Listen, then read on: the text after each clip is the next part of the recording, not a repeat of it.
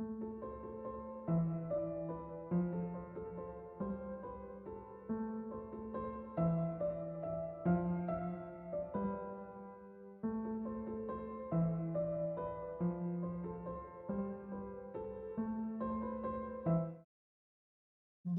à tous, j'espère que vous allez bien.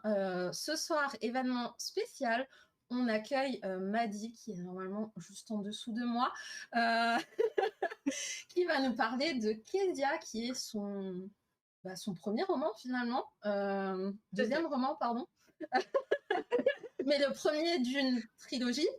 C'est ça. Voilà, il y avait premier quelque part, tu vois. Coucou Louane, coucou Angie, comment allez-vous? Est-ce que vous êtes tous motivés? On a Madi qui est over en forme. Oui. On va essayer de canaliser cette énergie au mieux, hein, parce que ça promet. Oui, on est tous motivés. Voilà. J'ai même allumé ma guirlande lumineuse. Je sais pas si vous voyez. Oui, on voit. C'est pour faire les dalles.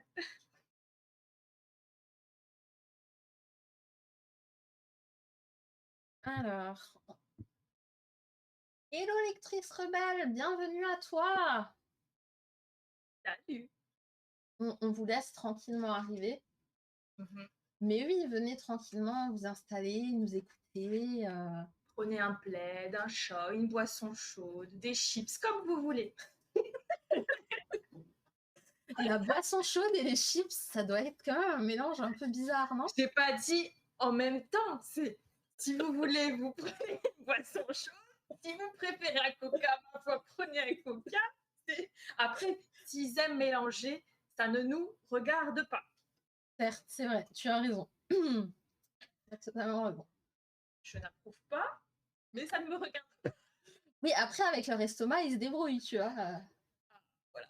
Donc, on a Louane qui a le plaid, le chat, le chocolat chaud et le chocolat. Bon, bah là, elle a un combo parfait. La totale. Ouais, je valide. Moi, j'ai le plaid et le chauffage à mes pieds. Il est ça aussi. Moi, bizarrement, j'ai un chauffage, mais il n'est pas vraiment chauffage. Elle est juste... Elle me regarde comme ça. C'est une sale gosse. Allez, descends. Descends. Elle aussi, elle est motivée pour le live. Ouais. Il manque le chat, le chocolat, m'a dit. Ouais.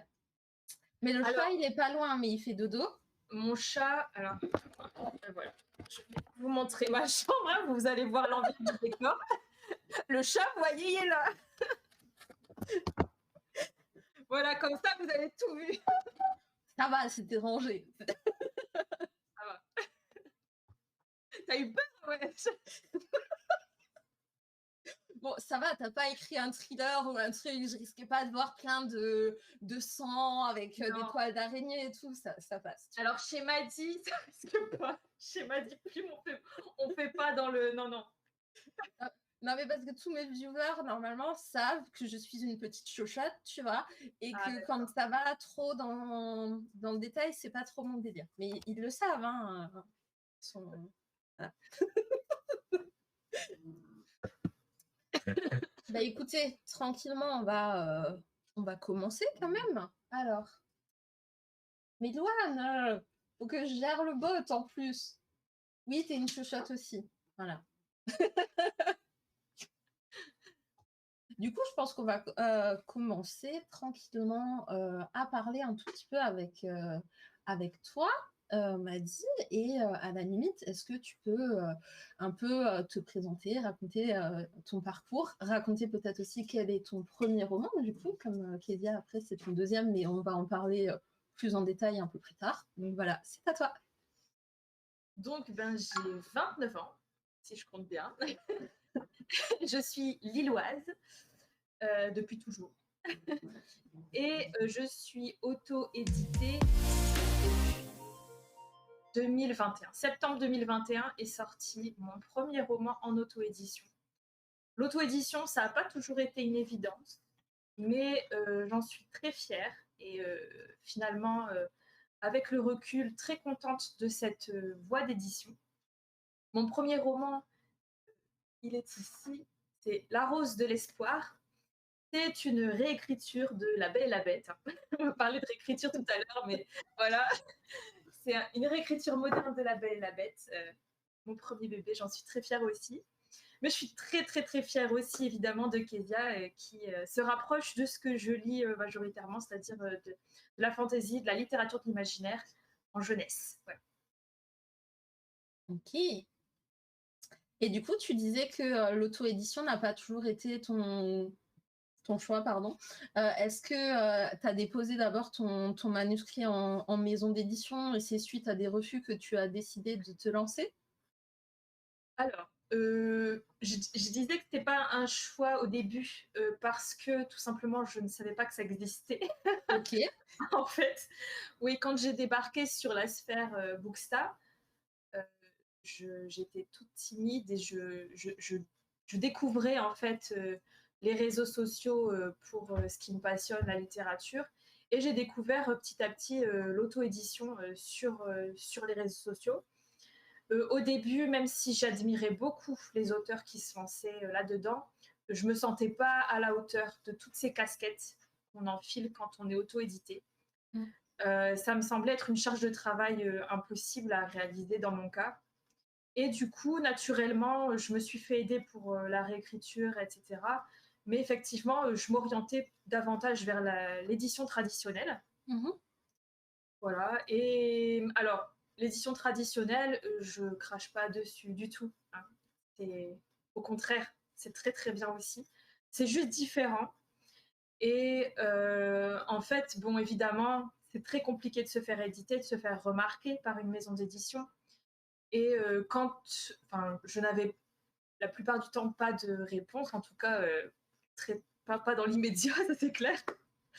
Et oui, j'ai déjà eu un refus détaillé qui était bienveillant, expliqué. Et bon, même si au début, ça fait pas plaisir, j'ai retroussé mes manches, j'ai retravaillé le manuscrit. Et sur les réseaux sociaux, j'ai fait la connaissance d'une auteure auto-éditée qui s'appelle Lisa Schneider, que vous connaissez aussi si vous me suivez sur Instagram, puisque c'est mon acolyte de toujours. Lisa, elle était auto-éditée et elle m'a elle m'a vraiment encouragée, elle m'a coachée. Elle m'a persuadée que c'était possible pour moi aussi. Et du coup, coachée par Lisa, je me suis lancée dans l'aventure de l'auto-édition. Par la suite, alors que j'avais déjà entamé les démarches pour créer mon entreprise, etc., en fait, j'ai reçu une réponse positive d'une maison d'édition entre-temps, qui a remis pendant 24 heures, on va dire, mon projet en question. Et finalement, je me rendais compte que quand j'envisageais l'édition, je m'enthousiasmais beaucoup moins de ce projet si c'était avec une maison d'édition. J'étais très enthousiaste, très contente finalement de me lancer dans cette aventure, même si c'était un sacré challenge. C'était finalement un boost de confiance en moi aussi que j'avais besoin. Et donc j'ai refusé en fait ce contrat, même s'il était très honnête. Et j'en suis très très très heureuse. Du coup, il y a Louane qui pose la question dans le chat. C'est plus de travail peut-être l'auto-édition? Ouais, carrément. Parce que tu fais tout finalement par rapport à une maison d'édition, là où il y a une partie, bah, c'est ton éditeur qui le fait tout simplement. Là, c'est toi qui Oui, dois penser vraiment à tout de A à Z. Bon, même si je ouais. pense peut-être tu as des gens qui t'entourent, c'est-à-dire pour la correction, la mise en page, c'est peut-être des gens qui l'ont fait ou c'est toi, je sais pas.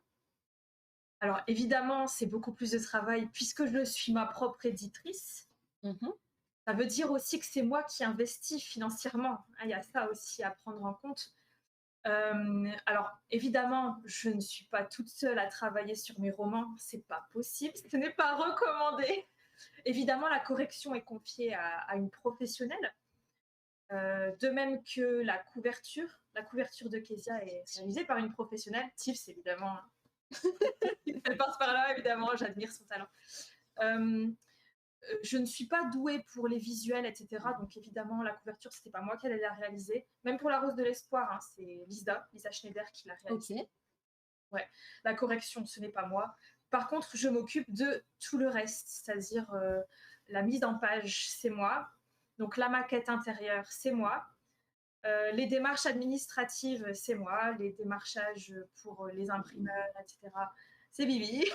Bref, je vous fais pas la liste, ça va être sacrément long et très ennuyeux. Voilà, vous avez compris le topo. Et si c'est pas indiscret, est-ce que aujourd'hui, autrice, c'est ton métier à plein temps ou tu as quand même une activité autre à côté? Alors, j'ai la chance d'être soutenue dans ma famille par mon mari notamment, qui est mon premier fan, mon premier soutien. Et sans son soutien financier, ce serait pas possible, clairement. Par contre, effectivement, c'est mon métier. Je n'ai que cette activité professionnelle-là pour le moment. Petit à petit, j'espère que je pourrai en vivre. Maintenant, pour l'instant, je rentre dans mes frais, je réussis à réinjecter de l'argent dans mes projets suivants. Pour l'instant, je ne dégage pas de salaire, si c'est la question. Non, Non, enfin, c'était pas forcément la question, c'était vraiment savoir est-ce que tu te consacres 100% à oui. l'écriture et tout ce qu'il y a à côté, bien évidemment, vu que quand on est seul, ben voilà, on fait tout ce qu'il y a à côté, ou est-ce que tu avais une autre activité voilà. Non, je ne travaille pas à côté. C'est mon activité principale. Et je ne doute pas qu'il y a plein de choses à faire et que tu ne t'ennuies pas vraiment. Non, je m'ennuie pas. Surtout quand on prévoit une suite à des romans. Et en plus, tu m'avais tellement fait rire parce que quand ça faisait 1-2 jours, je crois que ton roman était sorti, tu avais fait une story et là, j'étais pliée en deux en disant que toi, tu avais pris je sais plus combien de temps pour écrire Kezia et que les gens l'avaient dévoré en je sais pas combien de temps et qu'ils te demandaient déjà le tome 2. Et toi, tu étais au bout de ta vie parce que tu... Alors oui, j'en ai fait un TikTok, un reel, ouais, effectivement, avec le son TikTok, ding dong, tu vois, effectivement, voilà. Effectivement, je trouve ça très très frustrant, mais en même temps, je pense, alors pardon pour l'analogie, mais j'adore faire la comparaison avec la cuisine. Je pense que ça se rapproche du sentiment du cuisinier qui passe des jours, des heures dans sa cuisine à préparer le plat le plus somptueux du monde. Enfin, il fait de son mieux, on va dire. En tout cas, moi, j'ai fait de mon mieux pour faire le roman le meilleur possible. Je dis pas que c'est le plus somptueux du monde, attention, pas du tout. Et puis finalement, voilà, les gens vont le manger en 2 minutes, c'est mangé, quoi. Et voilà, c'est tant de travail pour si peu de... Et c'est comme un film, n'importe quoi, l'art en général. Oui. Et la cuisine, c'est un art aussi. Hein. Des semaines, des jours, des mois de préparation, de travail pour que le spectateur, le lecteur en profite pendant quelques heures. Voilà, C'est donc ça. c'est frustrant. Mais bon, c'est le jeu. Oui, effectivement, c'est le jeu. Tu vois, Et puis, vas-y. et puis si vous le dévorez en si peu de temps, c'est quand même bon signe. Donc, c'est bien, c'est cool. On a un raid de Manon de Vibration littéraire qui arrive avec un groupe de 50 personnes. Merci infiniment, Manon. Ça y est, j'ai foutu une stress, ça m'a dit, c'est bon. Non, c'est virtuel, je me rends pas compte, les chiffres, c'est que des chiffres. Donc, si j'étais dans une salle avec voilà, tant de personnes devant moi, peut-être ça me ferait autre chose. Mais pour l'instant. Mais bon, je suis très contente. Tout le monde, salut. Bonsoir et merci Manon pour ton raid. Waouh, mais il y a plein d'émotes qui arrivent sur le chat. Ah oui, j'avais pas mis le truc. On n'est pas vraiment là. Vous êtes là sans être là. Alors, c'est pas ce que j'ai voulu dire, attention. Je sens, voilà. Encore dit une boulette. Coucou Picoui, coucou tout le monde, coucou Claudia, coucou Elora, Angie tu étais déjà là, mais coucou à tout le monde. Du coup, on refait vite fait une petite présentation. Donc en dessous de moi, c'est Maddy Plume, voilà, l'autrice du merveilleux roman qui est juste de ce côté-là, qui est Kezia, et on parlait un peu de son parcours. Merci en tout cas pour les follow également, parce que visiblement mes alertes ont décidé de ne pas fonctionner ce soir, mais c'est pas grave. Voilà, donc alors, non, j'avais adoré rencontrer... Bah oui, en plus tu as rencontré Maddy à Mons, c'est ça, et tu as pris Kezia en relié. Ah, évidemment. Bah oui, tu pouvais que être là. Et coucou Fébusa, coucou Aura Dream, ouais, j'ai le truc. Aura Dreamo, pardon, j'ai le double chat, mais il faut que je prenne le chat le plus près de moi parce que sinon je vois plus Je rien. compatis. Moi, je ne vois rien, mais je compatis. Et du coup, donc on parlait de ce magnifique roman et on va aller un peu plus en détail dedans. Donc moi, quand j'ai découvert le roman, et tu le sais, vu qu'on en a un tout petit peu parlé toutes les deux, moi, clairement, j'avais tout de suite compris que c'était une revisite de Anastasia. Euh, Quel est ton rapport peut-être avec ce conte? Qu'est-ce qui a fait que tu écris Kezia finalement et que tu utilises cette référence? Alors, Anastasia. Je parle évidemment du dessin animé, un produit dans les années 90 que j'adore. Je suis très très fan de ce dessin animé, de tous les dessins animés Disney, les comédies musicales, tout ça. J'aime beaucoup et cette histoire vraiment, je la trouve extraordinaire. Et évidemment, je me suis pris de passion pour le mystère historique aussi, hein, puisque c'est basé sur des faits réels. Bon, malheureusement, il semblerait qu'Anastasia soit réellement décédée avec sa famille lors du soulèvement, hein, lors de la Révolution russe. Néanmoins, cette histoire, vraiment, j'adore. Et en fait, le point de départ de Kezia, c'est mais et si en réalité elle n'était pas amnésique, si elle se souvenait de qui elle était, mais qu'elle ne voulait pas le dévoiler, qu'elle se cachait. Voilà le point de départ. Et du coup, je ne dis pas dans. Alors, c'est vrai que certes, j'ai entendu réécriture, revisite d'Anastasia. Je ne le présente pas comme tel, je dis plutôt que c'est mon point de départ, mon inspiration principale, puisque c'est ça qui m'a donné envie, qui m'a donné l'idée première du roman. Mais en tout cas, après, on s'éloigne quand même de l'histoire d'Anastasia, même si de temps en temps, je fais des clins d'œil voilà, dans le roman. Ok. J'ai un peu augmenté le son parce que visiblement on n'était pas assez fort. Mais bonjour Julia, est-ce qu'on t'a Salut. demandé de participer au stream? Non, c'est pas parce que Manon est arrivée que tu dois venir. Mais ok, c'est nickel pour le son, parfait, on peut continuer comme ça. Du coup, effectivement, tu dis que tu pars de cette base-là. Donc, tu ne réutilises pas non plus les deux prénoms, on va dire, qu'a le personnage dans le dessin animé. Comment te sont venus ces deux prénoms? Parce que finalement, Anya, Anastasia, il y avait de A en commun. Là, il y a la lettre K qui est en commun. C'est vrai. Pourquoi? Alors, ce qui m'a inspiré aussi pour l'univers de Kezia, c'est les langues kabyle et bretonne. La langue kabyle que j'affectionne énormément. Et en fait, Kaina, c'est un prénom berbère, un prénom d'une reine kabyle, très connue dans leur peuple. Et en fait, du coup, j'ai repris ce nom, même si j'ai modifié légèrement l'orthographe. Donc K-A-I-N-A. Et j'ai enlevé le H, voilà. Et Kezia, c'était un prénom que j'aimais beaucoup aussi. Pas, à part l'affection que j'ai pour ces deux prénoms, j'ai pas de réelle motivation autre, j'avoue.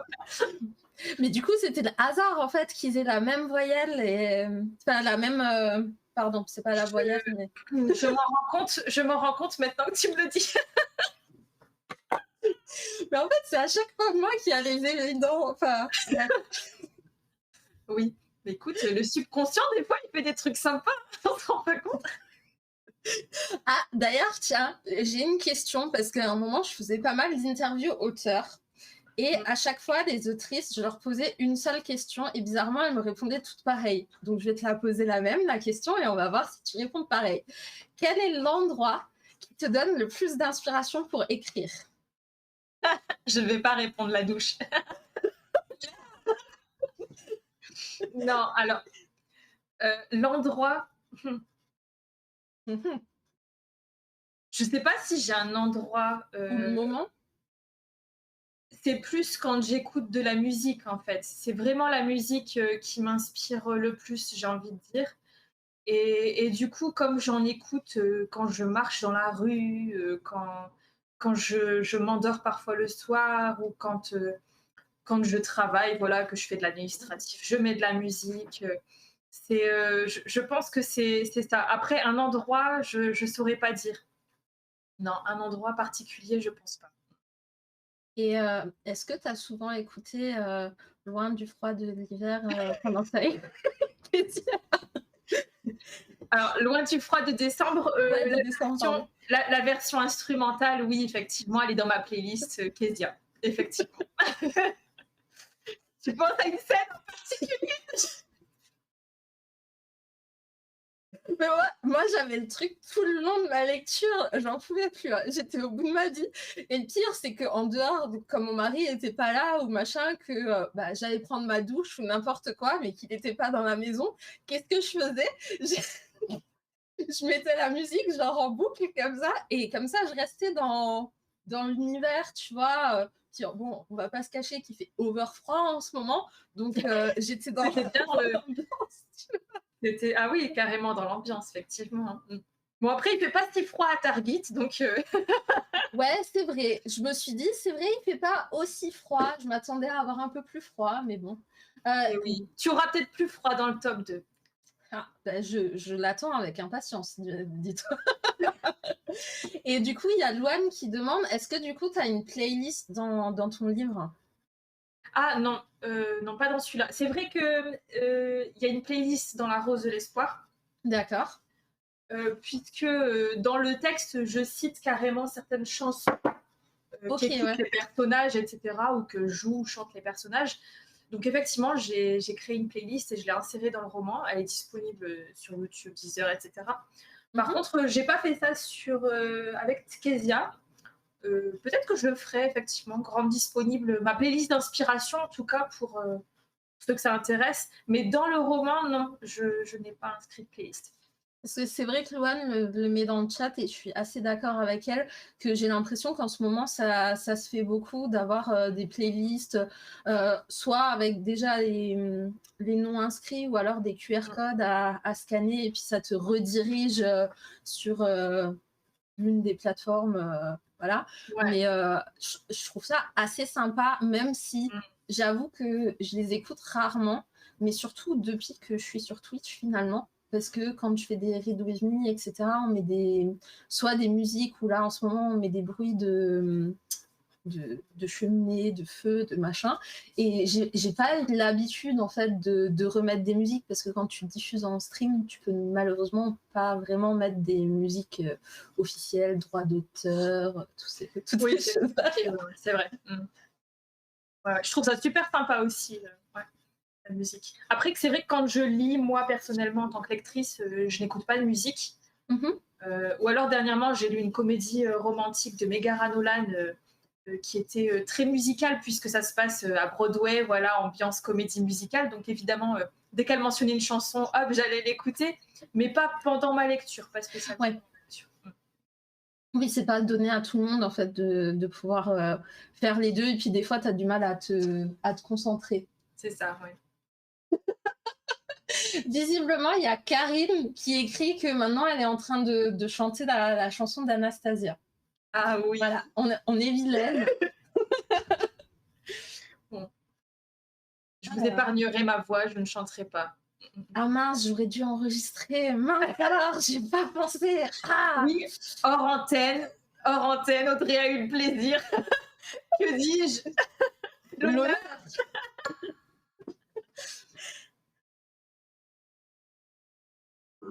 Et bienvenue au nouveau follow. Ouais, franchement, c'est bête, mais bon, j'étais sur le logiciel où je fais, et je crois pas qu'on peut enregistrer directement dessus. Mais ça aurait pu être une idée. Quoique, j'aurais pu enregistrer sur OBS. Note à moi-même dans ma tête. Prochaine fois, je le fais. Comme ça, j'ai des petites exclus, tu vois. Après, on pourra faire un bêtisier, tout ça. Ah non, tu sais ce que j'aurais pu faire? J'aurais pu faire un chantage en disant je diffuse le truc, sinon je deviens bêta lectrice pour le tome 2. Tu vois? Non, Aurel, ce n'est toujours pas à moi de chanter. Le pire, c'est que je lui ai dit hors antenne que vous m'embêtiez pour faire un karaoké. Hein. Je l'ai dit. Mais est-ce que tu fais partie de ces personnes? Tu sais, quand on lance un truc, tu as du mal à te retenir de chanter les chansons que tu aimes bien. Je dirais sans commentaire. Parce qu'après, on va vraiment me le demander. Ben, bienvenue, Enixia. Bonjour, Julia. Je sais pas ce qu'elle a. D'habitude, on la voit pas. Est-ce que tu lui as donné des croquettes? Ben, elle a eu son repas. Mais le repas est en cuisine. Là, je suis dans le salon. Elle veut jouer, voilà. Ouais, non. Alors, du coup, Louane propose, mais c'est une idée à Louane, hein, je tiens à dire, que je dois t'inviter et comme ça, on se ridiculise à deux à faire un karaoké. Alors, moi, j'avais proposé mieux. C'était que je fais toute l'installation pour Maddy, je lui laisse ma chaîne Twitch. Et je la donne.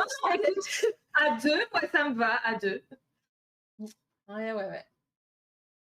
Ça va vous coûter cher. Hein. Je pense que tous vos points de chaîne vont y passer. Hein. Je tiens à vous le dire. Ah, punaise, elle va clipper le truc pour voir. Non, mais à un moment, je veux dire, vous êtes là, à chaque fois, vous m'embêtez avec ça. Un jour, c'est sûr que ça va arriver. Hein, bon, de base, je devais le faire toute seule. Là, si je peux avoir quelqu'un en plus pour se ridiculiser avec moi, je vais pas dire non. J'ai pas, mes abonnés Instagram le savent, je n'ai pas peur du ridicule. Voilà. Est-ce que tu veux nous parler un peu plus en détail, sans spoiler, bien évidemment, de ton histoire, même si on a donné quelques éléments, mais ton histoire est quand même bien différente de Anastasia de base. Donc, est-ce que tu veux nous en parler? Oui. Alors, on va suivre Kezia. Ouh là là. Kezia, c'est une princesse qui vit à Targit, le royaume de Targit. Et en fait, quand elle est petite, il y a un coup d'État. Là que se rejoint un petit peu l'histoire d'Anastasia. Il y a un coup d'État et sa famille se fait assassiner. Elle survit et elle se réfugie sous une fausse identité, loin de la capitale, dans un petit village au pied des montagnes. Ambiance Heidi, vous voyez. Voilà. Et en parallèle, il y a une reine du coup qui prend le pouvoir, qui s'appelle Noalig et qui instaure une censure très sévère et voilà, un climat un peu terrible hein, dans le pays. Cette censure interdit évidemment la lecture, tous les livres, les écoles sont fermées. Et du coup, la lecture est interdite. Qui dit interdiction dit aussi rébellion souvent.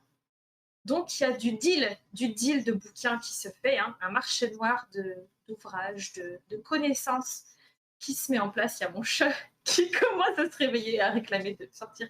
Ça ne va pas du tout. Et du coup, Kezia, elle va entretenir ce marché noir. Elle a des liens avec les trafiquants du savoir.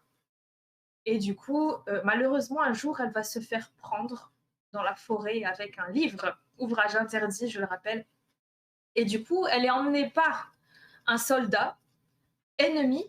Donc, c'est même pas un gars de Target, quoi. Je sais pas ce qu'il fait là. Mais en tout cas, elle est ramenée de force à la capitale. Pourtant, il ne la dénonce pas. Mais il la kidnappe quand même. Et on va découvrir petit à petit pourquoi est-ce qu'il lui veut. Voilà. Donc, il y a Aurel qui dit qu'il adore l'idée du marché noir. Et bravo pour ça. Merci. Je ne pense pas avoir inventé le concept, mais j'aime bien l'idée aussi. Ouais. Je pense pas que tu l'as inventé, effectivement, mais je veux dire, ramener dans le... Comment dire? Pardon, je me fais écraser des orteils en même temps. Par mon chien, sinon tout va bien. Oui. Bon, attends. Visiblement, on a quelqu'un qui a envie de venir. J'ai désactivé les friandises, par contre, Kira. sache-le. T'en as déjà eu trop aujourd'hui. Donc, je vous présente Kira, pour ceux qui ne la connaissent pas. Bonjour Kira. Oh. Elle est très intéressée par Kezia aussi, Kira. Très, très, très. Ah, mais non, j'ai désactivé les friandises parce qu'aujourd'hui, elle en a déjà eu 6 et j'ai estimé que ça faisait beaucoup. Vous voyez, elle a l'air fine, mais d'accord, elle est quand même grosse. Hein. Elle a une grosse. Il y a de la grosse pelote. Il y a de la grosse pelote. Attendez, j'ouvre à mon chat parce qu'il va être infernal sinon. Et non. Merde. Tout va bien. Hop. Le fail Voilà. du live. Désolée. Non, mais Kira est descendue et en fait, elle m'a arraché mes écouteurs. Ah ouais, carrément. Donc, voilà. c'était... Les aléas du direct, hein, désolée. Par rapport à comment tu as écrit ton roman, et ça suffit, arrête d'écrire sur le clavier, Kira. Hop, oust. T'es plutôt jardinier ou architecte? Jardinière. Et du coup, pour le tome 2, t'organises ça comment? Jardinière. alors, ça ne veut pas dire que je ne sais pas où je vais. J'ai quand même certaines scènes clés dans la tête, une grosse trame, hein, vraiment. Mais globalement, je ne sais pas ce qui se passe entre deux, je me laisse porter. Je ne sais pas faire de plan. Vraiment, j'ai essayé, je n'y arrive pas, ce n'est pas ma façon de travailler. Donc, je me laisse porter. En fait, quand j'écris, j'ai vraiment l'impression de regarder un film dans mon canapé et puis mais qu'est-ce qui se passe après? Voilà. Je suis ma première lectrice, en fait. Voilà. Spectatrice de l'histoire. Et j'aime beaucoup ça, me faire surprendre par l'histoire et les personnages. Mais du coup, tu as besoin de souvent de faire les chapitres précédents pour les continuer ou vraiment tu l'écris d'un coup et après tu regardes la cohérence? Alors, quand je me mets à écrire, je relis un petit peu ce que j'ai écrit précédemment pour me remettre dans le bain. Et puis, tout de suite, quand j'ai fini un chapitre, je l'envoie en alpha lecture. Okay. Donc, j'ai tout de suite des retours de premiers lecteurs pour me rassurer, me signaler tout de suite s'il y a quelque chose qui ne va pas. Donc, voilà, c'est rassurant. C'est un garde-fou. Du coup, donc tu as des alpha lecteurs finalement qui sont assez dispo, qui réagissent assez vite parce que c'est quoi à peu près en moyenne, enfin je sais pas si tu as si tu essayes quand même de te mettre un planning, je sais pas, genre t'écris un chapitre par jour ou si tu as des choses comme ça ou pas du tout? Alors, un chapitre par jour, je n'y arrive pas. Je suis une vraie tortue en matière d'écriture. Donc là, tu vois, le mois du nano, je me suis fixé l'objectif de entre 3 et 4 000 mots par semaine. Donc ça représente à peu près, voilà, 3 ou 4 chapitres par semaine. Voilà, pour l'instant, je n'y arrive pas, clairement. Mais c'est pour me motiver et puis essayer de donner un coup d'accélérateur dans l'écriture du tome 2 pour être dans les plannings aussi, puisque ma correctrice, elle a réservé son créneau pour l'année prochaine, pour la parution du tome 2. Donc voilà, j'essaye d'accélérer, mais je suis globalement assez lente. On va dire en moyenne 2 chapitres par semaine, c'est un grand maximum, habituellement. Du coup, il y a Louane qui revenait un peu par rapport à ma question d'avant. Est-ce que tu connais la fin en commençant ou vraiment pas du tout et tu te laisses porter? Alors, quand j'ai commencé à écrire le tome 1, j'avais une idée de la fin, effectivement. Je savais sur quoi je voulais que ça se termine. Et finalement, ça ne s'est pas terminé sur ça du tout parce que sinon, il aurait fait 2 fois plus de pages. Mais alors, la fin de la trilogie, je ne sais absolument pas comment ça va se terminer pour l'instant. Non, absolument pas. Même la fin du tome 2, là, je sais à peu près. Mais alors, je vois tome par tome, voilà, petit à petit. Ouais. Je ne connais pas la fin de la trilogie. Ok.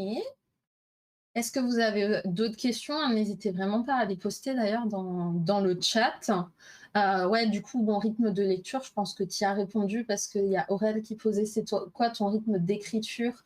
Nombre de mots, durée de séance?» Mais du coup, je pense que tu as pas forcément, vu que tu disais que tu te mettais des nombres de caractères, de mots à chaque fois, De mots ouais, par de semaine. mots par semaine, Ouais, ouais. c'est ça. Après, c'est un mois spécial, le mois du nano, mais habituellement, je suis beaucoup moins rigoureuse. Et comme je suis jardinière, je pense que j'ai souvent besoin de prendre des pauses pour Mmh. cogiter en réalité. Ça ne veut pas dire que j'arrête de travailler, mais parce que en fait, ça a besoin de mûrir dans ma tête les idées, Mmh. la suite, pour la cohérence évidemment. Donc voilà, des fois, je vais carburer, puis après, je vais pendant quelques jours, voire une semaine, arrêter d'écrire, et puis après reprendre. Voilà, c'est très aléatoire. Je fais juste un petit réglage, j'arrive, hop, voilà. C'est bon, Pauline? C'est juste qu'en général, j'évite les trolls et que c'est pour ça que c'est follow only. Parce qu'un petit follow, ça fait toujours plaisir. Voilà.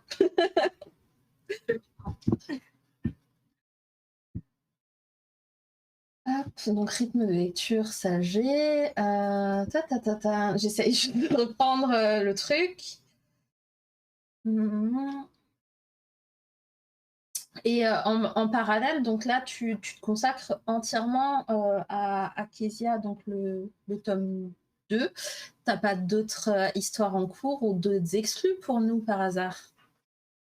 Ah non, je suis pas de ces écrivains qui ont plein de manuscrits dans les tiroirs. Je vois ta tête, je me dis qu'est-ce qui se passe en commentaire. Merci Nico pour le raid.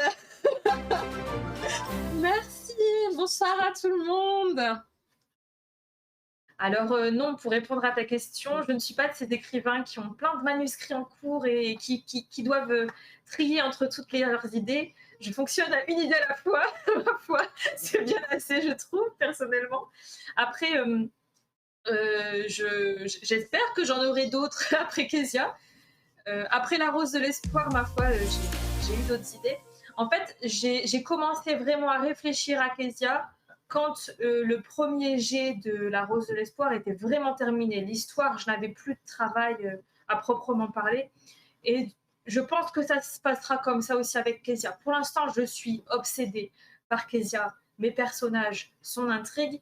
Et je fonctionne par obsession. Voilà, je vais y aller à fond. Et il n'y a pas la place pour d'autres histoires pour l'instant. Voilà, non. Mais il n'y a pas de souci, on apprend à te connaître, on apprend à faire comme tu veux, parce que chaque personne est différente, donc chaque personne fonctionne différemment. Mais c'est cool de savoir que tu es vraiment imprégné en fait par l'univers que tu as créé, par tes personnages. Et puis, enfin, moi je trouve que les personnages sont attachants. Il y a un peu de piquant, un peu d'humour. En fait, il y a tout. Il y a de l'action, il y a etc. Et moi, j'ai pas eu réellement l'impression que c'était un deuxième roman. Ah bon. Moi, j'aurais pensé que tu avais vraiment écrit depuis plus longtemps, tu vois. Enfin, c'est dans le bon sens en vrai, hein. Merci, merci beaucoup.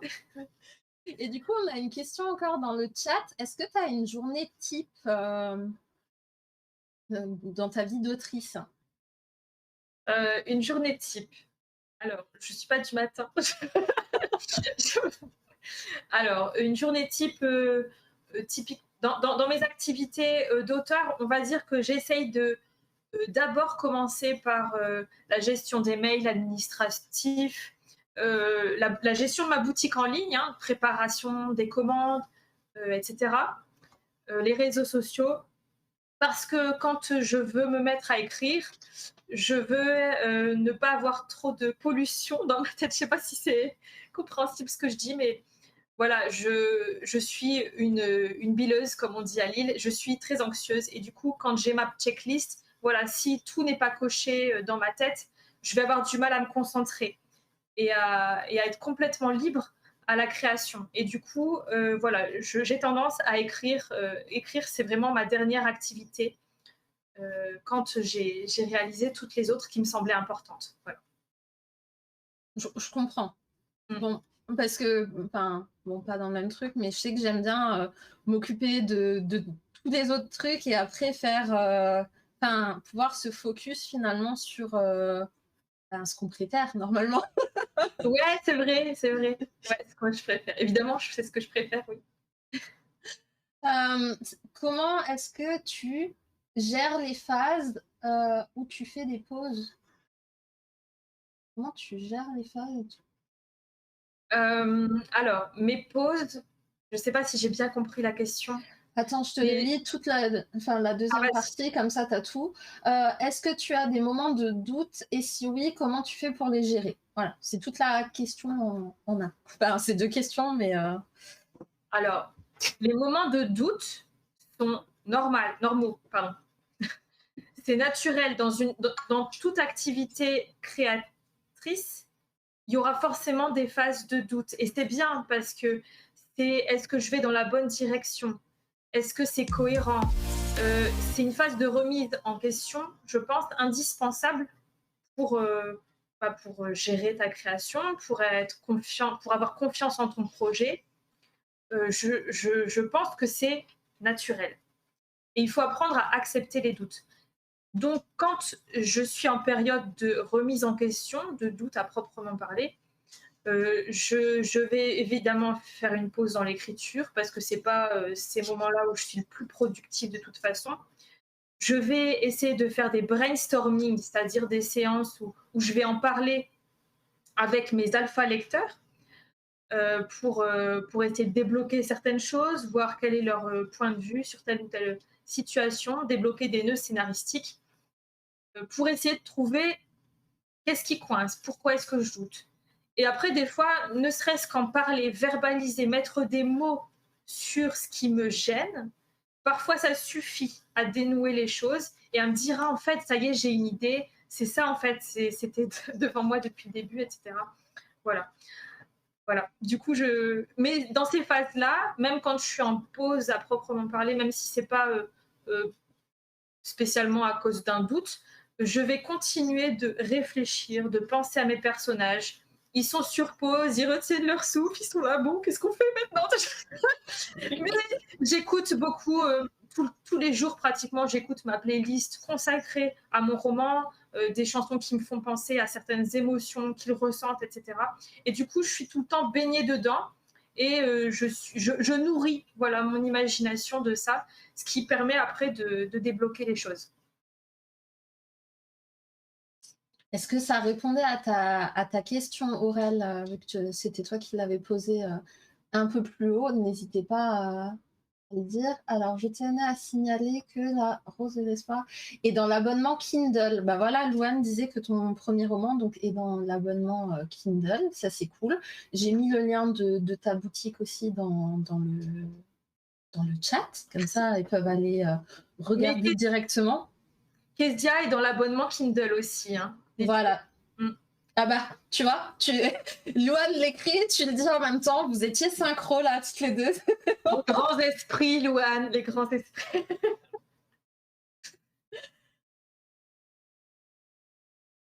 Et qu'est-ce que, enfin, là, est-ce que tu es déjà contente, sachant qu'il est sorti il n'y a pas très très longtemps, Kezia, est-ce que tu es contente des retours que tu en as déjà? Est-ce que tu es impatiente qu'on ait le tome 2? Mais même moi, je suis impatiente de savoir ce qui se passe dans le tome 2, wesh. Je sais pas si... Alors, la réception du tome 1 a dépassé mes espérances. Vraiment, je suis très flattée, très fière du chemin que le tome 1 prend. Sur les réseaux sociaux, on en parle pour l'instant. Franchement, j'ai pas eu de retour vraiment négatif. Ça viendra, forcément, on peut pas plaire à tout le monde, mais voilà, je suis très très heureuse du succès qu'il a eu aussi en salon. Je m'attendais pas, et pourtant, la couverture de Tiffs, franchement, forcément, ça attire. Oui, Mais alors, c'est très étrange, mais c'est aussi très stressant d'avoir autant de bons retours quand tu es en écriture de la suite. Parce que ça te met un petit peu la pression, on va pas se mentir. Voilà. Je suis très fière et en même temps, du coup, je dois régulièrement me dire OK, j'écris d'abord pour moi, c'est très égoïste ce que je vais dire, mais ensuite j'écris pour les lecteurs. Du coup, j'essaye de me détacher de ce que pensent, de ce qu'envisagent les lecteurs, de leurs chouchous, de voilà, pour d'abord écrire pour moi, parce que c'est comme ça que ça fonctionne. Si moi je prends plaisir à écrire, je pense que certains prendront plaisir à lire, et je ne veux surtout pas tomber dans le piège d'écrire pour faire plaisir au lecteur, même si évidemment j'ai envie de lui faire plaisir, c'est pas ça, mais je pense que voilà, il faut trouver l'équilibre, et c'est pas facile. J'avoue que pendant un moment, ça m'a bloqué aussi pendant l'écriture du tome 2, d'avoir autant de bons retours du tome 1. Ouais, parce que Ouais. c'était effrayant de voir le succès et de se dire waouh, mais est-ce que je suis capable de reproduire le miracle du tome 1 finalement? Mais c'est pas un miracle, c'est du travail, hein, vraiment, c'est pas Oui. du ciel. Après, si tu es parti, enfin, que le tome 1 te plaît et que tu l'as écrit pour toi, dans le principe, je pense que si tu restes sur le même état d'esprit pour le tome 2, Ouais. c'est censé bien se passer. Ouais, carrément. Après, le truc, c'est que c'est de pas changer de mood, parce qu'une fois que le roman il est sorti, Mmh. il y a transmission aussi. Et du coup, je fais entrer dans ma bulle, dans mon univers, dans ma tête, je fais entrer plein de gens, Ouais, des gens qui vont me dire ah, j'ai aimé ci, j'ai aimé ça, et c'est génial, n'arrêtez pas. Mais quand je suis en phase d'écriture, j'essaye de mettre des œillères et d'arrêter d'y penser. Voilà, c'est ce que je veux dire. De faire blocus et de rester juste dans ma bulle à moi. Voilà, c'est ouais, ce que je veux dire. je comprends ce que tu veux dire. Ouais, j'imagine, à quel point ça doit être dur et puis même de rester, cohérente sur tout un roman. Déjà, ça doit être compliqué et ouais, quand tu passes au tome après, je sais pas combien de temps tu avais de pause, on va dire, entre la, le tome 1 quand tu l'as fini. Bon, il y a eu, je pense, plusieurs, relectri voilà, relectures, réécritures. J'ai voulu dire le mot en une seule fois, ça marche. Après prélecture, Je pense qu'il y en a eu beaucoup. Donc, est-ce que, bah, tu disais, tu avais la musique, déjà la musique qui de base est un peu un moteur pour toi, donc qui te permet de te mettre dans un mood. Mais je me dis, ça doit quand même être dur de revenir en fait dans un univers et ben forcément de le faire évoluer par rapport au tome 1. Ça sera la même chose dans le tome 3 et tout. alors en plus, c'est d'autant plus difficile que c'est un exercice inédit. Oui, c'est ce Euh, que j'allais dire, ouais. la Rose de l'Espoir, c'est un one-shot. Hein. Mais tu le savais? Pas prévu. Euh, pour la Rose de l'Espoir, Ouais, tu savais que c'était un one shot, que tu le finissais, etc. Et là, oui. pour Kezia, tu savais que tu voulais en faire une saga parce que tu en avais peut-être trop à dire, même si tu sais pas encore Oui, où tu vas aller. je savais qu'un tome ne suffirait pas. Ça, c'est clair. Ouais, Ouais. Mais du coup, effectivement, c'est difficile parce que dans le tome 2, il faut évidemment faire évoluer les personnages, faire grandir Kezia. Si j'ai l'occasion tout à l'heure, je reparlerai un petit peu de ce personnage que j'affectionne beaucoup, Kezia, de son syndrome de l'imposteur, hein, syndrome du survivant aussi. ouais, Euh, et du coup, c'est pas évident, surtout qu'en fait, entre la fin de la rédaction à proprement parler de Kezia tome 1 et le début de rédaction du tome 2, il s'est passé quand même plusieurs semaines, puisque j'ai dû travailler la maquette, faire la promotion, commander, voilà, faire tout le taf en fait administratif, les corrections en main dans la main avec ma correctrice, et Déborah, que je salue si elle est là. Hein, je recommande son travail, bref. Mais du coup, effectivement, il faut se remettre dans le bain. Voilà. Et ça passe évidemment par parfois j'ai besoin de reprendre mon exemplaire et puis de relire des passages. C'est vrai, hein, je relis des fois parce que j'oublie, j'oublie forcément, je suis comme tout le monde. Et beaucoup, beaucoup de musique, comme tu disais tout à l'heure. et franchement, j'imagine la fierté que tu dois avoir quand tu prends ton bouquin en main, de de voir parce que ça doit être énorme en vrai quand on réfléchit en amont le nombre d'heures que tu as pris pour l'imaginer, pour l'écrire, bah, pour faire tout le travail de mise en page et cetera. C'est des heures innombrables. Ça fait quoi d'avoir son bébé, en main? Tu as eu beaucoup d'émotions quand tu l'as eu, imprimé et tout la première fois? C'était beaucoup de soulagement d'abord parce que j'étais très stressée avec les soucis, d'impression. J'avais très peur. C'est le souci aussi quand on est auto-édité, tout repose sur nous, hein. S'il y a une erreur, c'est de ma faute, hein, on ne va pas se mentir. Du coup, c'était d'abord un grand soulagement de constater, surtout dans la version reliée, que tout allait bien, que j'avais pas fait d'erreur de mise en page. C'est voilà, première chose, soulagement, tout va bien. Et ensuite, effectivement, fierté, parce que même si je suis très fière du texte, je suis très fière aussi de l'objet relié que j'ai réalisé euh, avec les illustrations. Ce n'est pas moi qui ai réalisé les illustrations intérieures, c'est Lisa Schneider, hein, dont je parlais tout à l'heure. Et je suis très fière de la maquette, puisque à la base, c'est pas mon métier. Enfin, je veux dire, je n'ai pas fait d'études dans l'édition. Voilà, je fais tout toute seule. Et du coup, j'en suis très, très fière du résultat. Et effectivement, beaucoup de fierté et d'émotion. Ouais. Bah, c'est cool. Bah, est-ce que tu voulais du coup nous parler un peu plus en détail, de Kezia, finalement? Comme tu le disais un peu plus tôt, donc vas-y, c'est à toi. Oui, oui. Ce qui m'intéressait, d'abord, on parlait d'Anastasia tout à l'heure, hein, mais c'est du coup cette quête d'identité tout au long du dessin animé. Mais qui est-ce que je suis? Et finalement, même si Kezia n'est pas amnésique, elle se pose exactement la même question. C'est le thème, on va dire, du tome 1, c'est qui suis-je?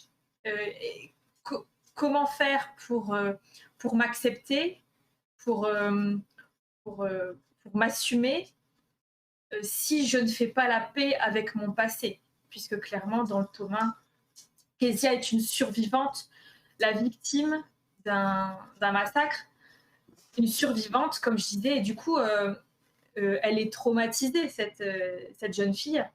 Et du coup, j'ai fait quelques recherches sur le syndrome du survivant. Clairement, c'est. Alors, je ne suis pas psychiatre, je n'ai fait aucune étude en psychologie, donc je vais peut-être dire des bêtises et je m'en excuse. D'ailleurs, n'hésitez pas à me le signaler si c'est le cas. Mais on en a parlé notamment quand il y a eu les attentats. Le syndrome du survivant, c'est cette culpabilité d'avoir survécu, justement. Pourquoi moi? Pourquoi moi j'ai survécu et pourquoi pas elle? Qu'est-ce qui fait ma légitimité? Qu'est-ce qui légitimise ma vie, en fait, aujourd'hui? Qu'est-ce qui lui donne du sens? Et du coup, comment trouver ma place parmi les vivants? Puisque, en fait, je pense que j'aurais dû mourir. Mmh. Et du coup, c'est ça aussi que j'ai voulu explorer dans ce premier tome. Vraiment le traumatisme et les conséquences que ça a sur sa personnalité, sa quête d'identité. Et j'espère évidemment la faire évoluer, hein, dans le tome 2, la faire guérir petit à petit, la faire grandir et s'accepter. Et du coup, la faire enfin voilà, accepter son passé, faire la paix avec tous ces fantômes qui l'entourent et qui la font finalement beaucoup souffrir, même si elle refoule. Voilà.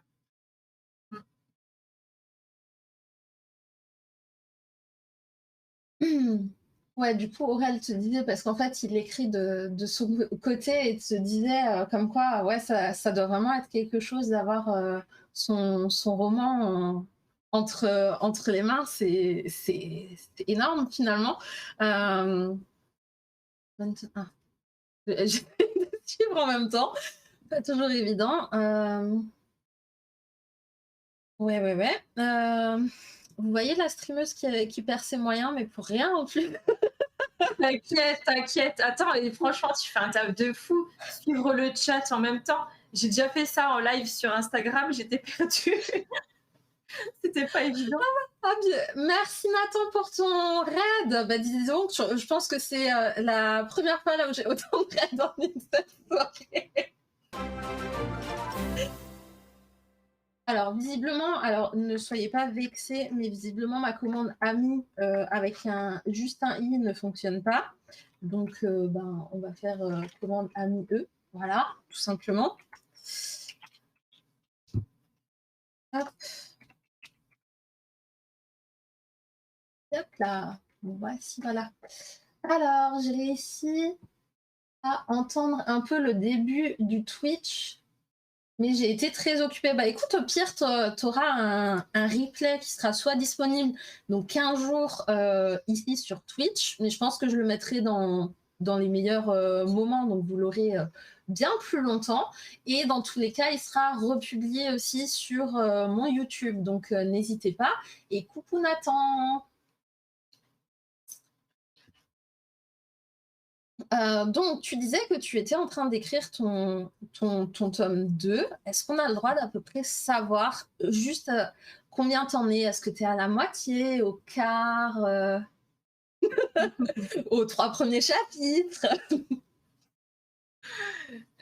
J'en suis, j'en suis, on va dire que j'ai écrit, 7 bons chapitres, voilà. Donc j'en suis au tout début en réalité, hein. Mais tu avais dit avant que tu as un délai donc par rapport à ta correctrice. Normalement, le tome 2 du coup devrait sortir quand? Dans le meilleur des cas? Je mets tout en œuvre pour que ce soit possible de le publier courant septembre 2023. Ah ouais, tu me laisses attendre aussi longtemps? Auteur sadique, OK, je note. Alors, pas sadique, mais je suis toute seule, je le rappelle. Non, mais OK. Alors, tu as un petit coucou de, ton bourreau préféré. Déborah, bisous, bisous. Je t'aime. C'est ma correctrice, oui. Elle Ah fait un bah voilà. travail formidable. Elle fait un travail vraiment extraordinaire.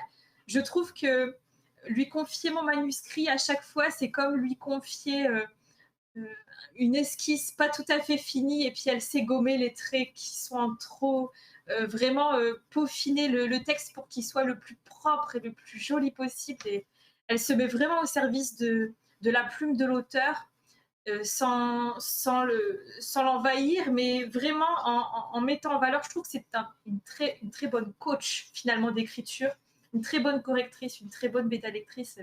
Je recommande chaudement son travail, vraiment. Je ne me vois pas passer par une autre correctrice.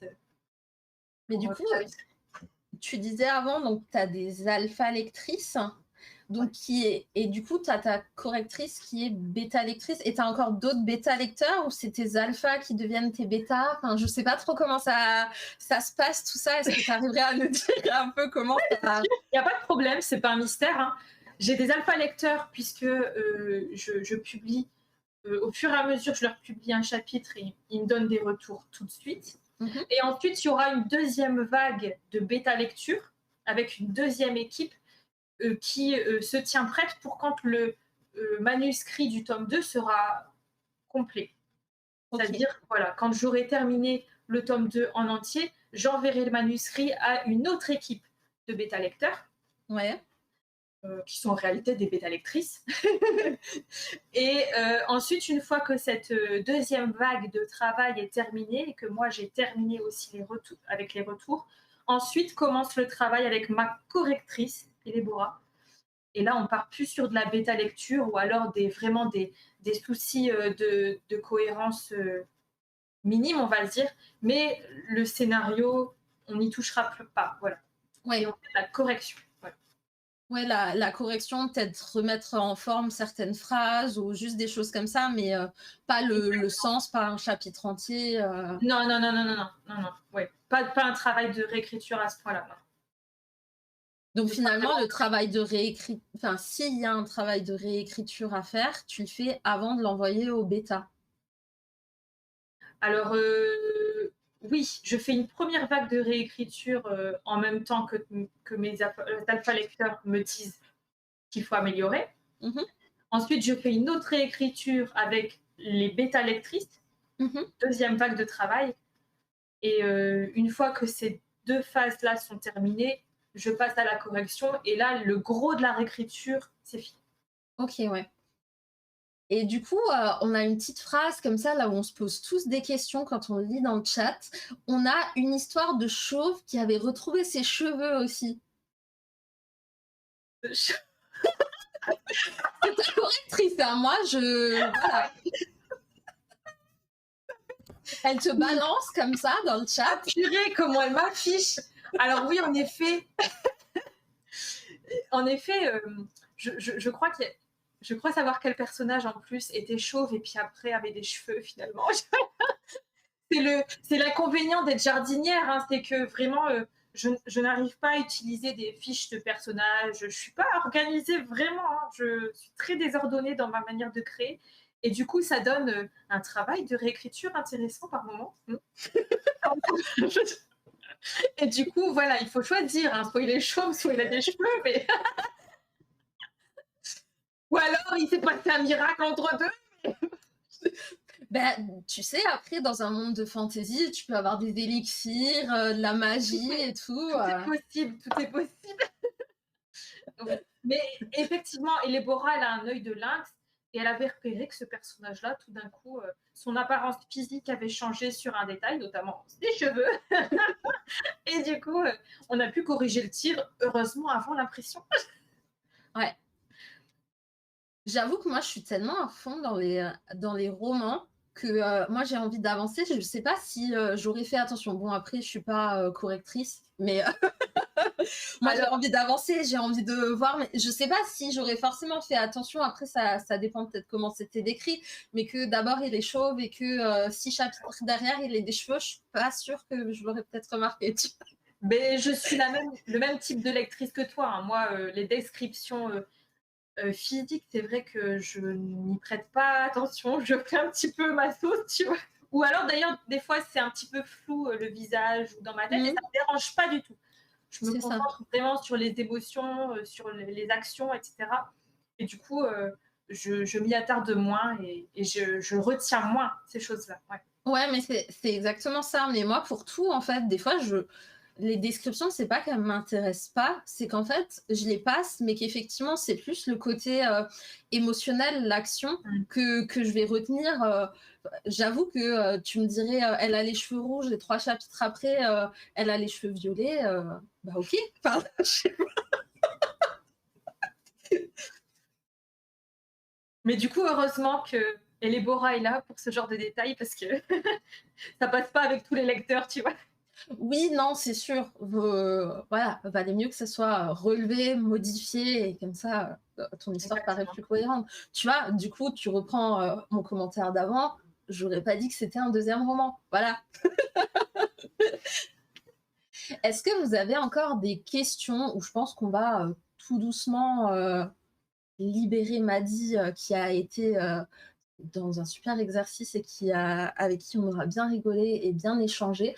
Mais si vous avez encore des questions, que ce soit sur Kezia, sur son processus d'écriture jardinier ou autre, ben, n'hésitez pas. Voilà. Bon, ben, maintenant, vous savez que ben, elle nous fait attendre jusqu'en septembre pour le tome 2. Donc, ça veut dire que tous les gens qui n'aiment pas que les sagas soient pas finies, bon, ben, ils vont peut-être pas tout de suite se lancer. Mais Mm.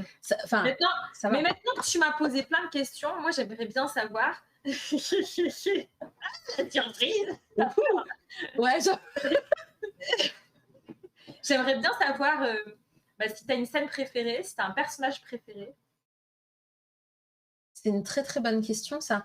Bon, évidemment, J'étais si pas ça ne prête. tombe pas, Euh, Bah, mon personnage préféré, sans surprise, je pense que ce sera Kezia. Hein, bizarrement. Forcément, vu mon attachement déjà pour Anastasia de base, je ne pouvais pas ne pas m'attacher à ce personnage-là. C'est pas possible. Après, je pense que c'est même pas un moment précis en fait qui m'a marqué, c'est quelque chose que tu as relevé un peu plus tôt dans le live. Et c'est quelque chose que moi j'aime beaucoup. C'est justement ce truc de se remettre en question, d'avoir le truc du survivant, de se dire mais pourquoi moi je suis là, qu'est-ce que j'ai de si spécial et tout. Et je trouvais, en tout cas pour ma part, mon point de vue, je trouvais ça très très cohérent parce que des fois on peut se dire ça pour plein de choses dans la vie. Bon, on peut faire des parallèles des fois avec le syndrome de l'imposteur ou des choses comme ça. Mais moi, je trouve que c'est... Alors, je dis pas qu'elle n'est pas humaine à la base, mais par rapport à un personnage de fiction, je trouve que des petites choses comme ça les humanise. Et en fait, c'est des choses comme ça qui font que je m'accroche à un personnage. Parce que finalement, même si tu inventes un univers ben, à toi, qui est fantastique, et cetera. Des fois, de s'approprier les personnages, c'est pas toujours, évident parce que, ben, comme tu disais, toi, tu écris pour, ton plaisir, tu construis tes choses et il faut que le lecteur, il puisse, intégrer, en fait, ton univers, comprendre tes personnages et moi, c'est ce qui m'a beaucoup rapprochée d'elle, en fait, indirectement, par rapport à des moments dans la vie, voilà, qui peuvent t'arriver et du coup, tous ces moments-là, en fait, moi, mes lectures, c'est de l'émotion. C'est pour ça que je te disais, je fais pas forcément gaffe à s'il est chauve, parce que c'est pas des choses où je suis très très attentive en tant que lectrice. Mais par contre, les émotions des personnages, ce qui dégagent, moi, c'est ce que je préfère. Et en fait, c'est ce qui m'a fait ne pas lâcher, entre autres, ton roman, c'est que je voulais toujours savoir qu'est-ce qui allait se passer. J'étais vraiment à fond, je voulais avancer et tout. Et en plus, en ce moment, je suis une lectrice escargot, à mon plus grand désespoir, mais parce que toutes mes journées Bien rempli. sont bien remplies. Quand tu ouvres une entreprise et que tu as 600 000 papiers à faire et que tu te bats toute la journée, au bout d'un moment, voilà. Et du coup, j'étais frustrée en me disant, punaise, je peux pas le lire aussi vite que je voudrais parce que j'étais vraiment à fond dedans. Je voulais tout savoir, mais j'avais pas ce temps-là. Mais je voulais. Et franchement, ouais, moi je peux que dire que vous connaissiez Anastasia ou pas, d'ailleurs, parce que c'est pas un prérequis. Vous pouvez tranquillement lire cette histoire, que les personnages sont attachants, que l'univers est juste dingue, que vous n'allez pas vous ennuyer. Voilà, C'est vrai que lisez-le. comme tu disais, Kezia, c'est pas l'héroïne qui accepte le rôle d'héroïne, justement. Oui, Et c'est ça qui est intéressant peut-être chez elle, c'est que c'est pas l'héroïne badass qui va prendre les rênes des choses, qui va, oui, je suis la sauveuse.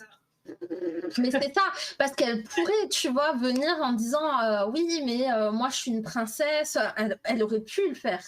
Euh, Elle aurait pu faire, bon, toi tu dégages, toi tu machin. Non, elle l'a pas fait, mais parce que justement, il y a cette, je sais pas comment dire, cette humanité qui était là, tu vois. Je pense que c'est une fille profondément normale, en fait. Mais c'est ça, mais tu vois, quand aujourd'hui tu mets en avant, bah, pas toi, mais je veux dire de manière générale, il y a beaucoup d'heroic fantasy. Tu regardes au cinéma, tu as beaucoup de choses avec plein de super-héros et tout, qui sont tous plus badass les uns que les autres, qui se défoncent les uns les autres et tout. Et en fait, tu plus du tout d'originalité. Donc de voir un personnage juste simple et vrai, bah, ça fait que tu t'identifies beaucoup plus et que, en tout cas, moi, j'ai préféré à quelqu'un qui dit allez, dégagez, moi je suis une princesse, allez vous faire. Voilà. Écoute, je suis vraiment ravie que tu aies ce sentiment-là vis-à-vis de Kezia parce que c'est comme ça que je la vois aussi. Tout à fait. Ouais, par contre, il faut que je lise ton premier roman parce que plusieurs fois dans le chat, on a relevé ton premier roman et je suis curieuse. Voilà. Inclus dans l'abonnement Kindle. Je n'ai plus l'abonnement Kindle pour vous. Tu vois, j'ai un peu craqué les derniers temps. Hein, ma palle, comment te dire voilà. J'essaye de me limiter, mais Je suis pareil. oui, ça me permettra d'attendre septembre. Ouais, oui, oui, oui. L'avantage, c'est que je sais que en août l'année prochaine, je vais lire de nouveau le tome 1, très important, pour enchaîner le tome 2. Très bonne idée. Voilà. Donc, ceux qui sont intéressés pourront acquérir le tome 1 pour août 2022 pour qu'on puisse enchaîner sur le tome 2. Après, faut guetter les réseaux sociaux parce que moi, au mois d'août, je saurai évidemment si c'est possible la publication en septembre ou pas. Oui, bien sûr. Je l'annoncerai bien avant, du coup, la date de publication. Ouais, c'était pour se donner une petite idée, tu vois, un petit espoir. Puis tu sais très bien que le jour là où tu auras sorti le tome 2, on te réclamera le tome 3. Donc, comme disait Louane un peu plus tôt, à la limite, écris tout de suite les deux. Bah oui, mais du coup, alors si vous voulez que j'attende d'avoir écrit le tome 3 avant de publier le tome 2, vous me le dites. Mais du coup, je n'annonce pas septembre 2023, on est d'accord? Bah, c'est quoi? Décembre 2023 pour les dates?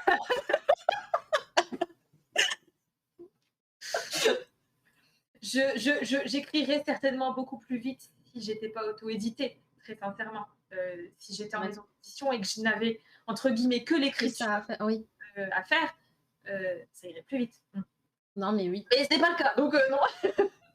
Alors, c'est sûr que, je pense que, indirectement, on se rend pas forcément toujours on sait qu'il y a des choses à faire, quand on est, auto-édité, ça c'est sûr. Après, bah, comme tu disais, par exemple, la mise en page, tu avais dit que c'était toi qui la faisais. Mmh. Bon, je pense que pour, la cohérence, dans tous les cas, tu le feras, sûrement pour, la trilogie, si ça vient à être une trilogie, voilà. Mais c'est des choses qu'à la base, tu peux déléguer. Après, c'est sûr que la boutique, c'est toi qui la gères, c'est toi qui as ton stock chez toi. Bon, bah ça, effectivement, ça devra techniquement toujours être toi qui la gères. Parce que Oui, faire des dédicaces à ta place, c'est un peu bizarre. c'est compliqué, ouais. C'est compliqué. Après, ce serait vachement plus simple de déléguer à, je sais pas, Amazon ou voilà, de le distribuer via une autre plateforme. Mais c'est vrai qu'il n'y aurait pas du coup la dédicace, il n'y aurait pas les goodies. Et j'avoue que j'aime beaucoup gérer la boutique en ligne, j'aime beaucoup avoir une vue directe sur mes ventes, voilà, faire la marchande en même temps que de faire l'auteur. Moi, ça me va d'avoir toutes les casquettes finalement. Même si j'avais très peur au début, j'aime bien ça. Voilà. Bah écoute, si l'auto-édition te convient, ben, nous, on est contents. Franchement, même si j'ai pas eu l'objet en main, mais avec toutes les stories et tous les trucs que j'ai vus de ton roman, ça se voit que c'est un ouvrage franchement de qualité. Après, on va pas se cacher que la couverture est sublime. Après, tu as fait appel, on va dire, à la queen Ah, des la couvertures. queen, la queen, c'est clair. Mais elle m'a, enfin, je veux dire, elle a sublimé le roman. Enfin, c'est clair qu'en salon et même sur les réseaux, la couverture, c'est méga important. C'est le premier argument de vente, hein. Mm. On dit qu'il ne faut pas se fier un livre à sa couverture. Je pense que c'est archi faux. Malheureusement, en marketing, tu dois te fier à une couverture et c'est l'élément à ne pas négliger quand tu es dans Ouais. l'édition, c'est la couverture.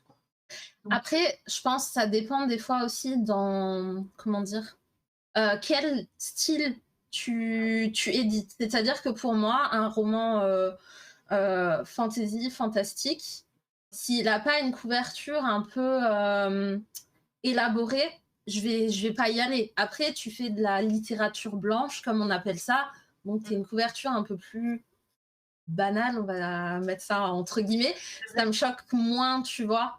Mais parce que c'est le style ouais. littéraire, en fait, finalement, qui impose quand même, je trouve, les codes. Après, là, bon, bah voilà, tu parles d'un personnage, c'est cohérent que tu aies un personnage sur la couverture. Tu aurais un. Bah, par exemple, Target, tu aurais pu avoir ton univers dessus, tu vois.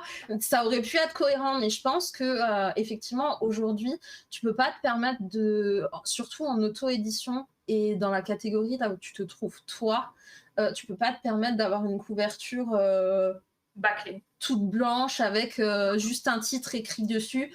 Je pense que ça passerait pas. Pas du tout. C'est vrai qu'il faut vraiment faire attention au code bah, de ton genre. Par exemple, pour La Rose de l'Espoir, la couverture, ben, rien à voir, quoi. C'est une romance fantastique, c'est une réécriture moderne de La Belle et la Bête, ça se passe à Paris aujourd'hui, donc enfin, ça aurait pas eu de sens finalement de faire une couverture illustrée. Et là, ce que Lisa a réalisé, je trouve que c'est nickel finalement, c'est épuré et c'est quelque chose qui est accessible à quelqu'un qui maîtrise les logiciels de montage, en Mm. réalité avec des photos libres de droit. Par contre, pour Kezia, effectivement, j'avais vraiment à cœur de faire appel à une illustratrice. Je ne voulais pas de montage parce que c'est vraiment comme j'avais une idée très précise de la couverture que je voulais et Tiff, elle a vraiment su se mettre dans ma tête et vraiment se mettre au service de l'univers. Et vraiment, je lui en suis très très reconnaissante. Je suis très très fan de son travail depuis longtemps. Mm. Je suis très contente qu'elle ait accepté de travailler avec moi pour cette saga. Ouais. Puisqu'évidemment, ce sera Tips pour le tome 2.